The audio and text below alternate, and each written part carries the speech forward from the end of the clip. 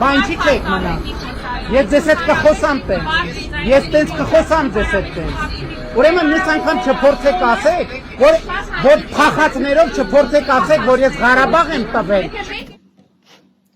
Պարոն Փաշինյան, նոր դիտեցես հայտարարակ մետրոյի տեսանյութը, որը կարծում եմ արդեն ամբողջ Հայաստանում դիտել են։ Նախ ուզում եմ ասել ձեզ, որ բարեվարկության կանոններից է, որ երբ որ դուք ուզում եք դիմեք անչափահաս երեխայի կամ ինչ-որ մի բան նվիրեք իրեն, պետք է հարցնեք ծնողին։ Ծնողը եթե համաձայն է, նոր կարող եք երեխայի հետ խոսել։ Այս դեպքում ծնողը համաձայն չէր։ Դուք կարծես թե ստոպ տվեցիք, հետո սկսեցիք շարունակել։ Շարունակեցիք ինչ-որ բաներ եք ասում, այդ մարդը ասում է, չեմ ուզում ձեր հետ խոսամ, մի խոսացեք ինձ հետ։ Դուք միջև վերջ վրա եք տալիս, խոսում եք, վերջում մի հատ մատ եք թափ տալիս,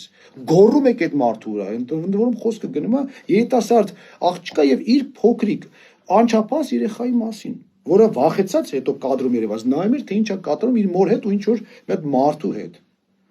Նախ մի հատ պատկերացնենք, էլի ժողովուրդ, դուք մետրոյում եք գտնվում, ինչ որ տարիքով տղամարդ կպրշկում է ինչ որ երիտասարդ աղջկա իր փոքր երեխայի հետ։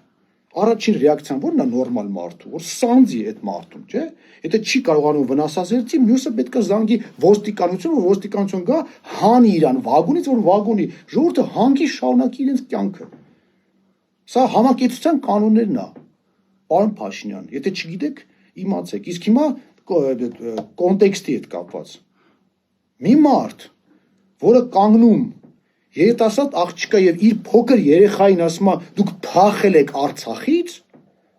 իմանալով որ այնտեղ էթնիկ զտում է եղել Ադրբեջանի կողմից։ Կներեք, սա անմարդկային բառացի, անմարդկային վերաբերմունք է,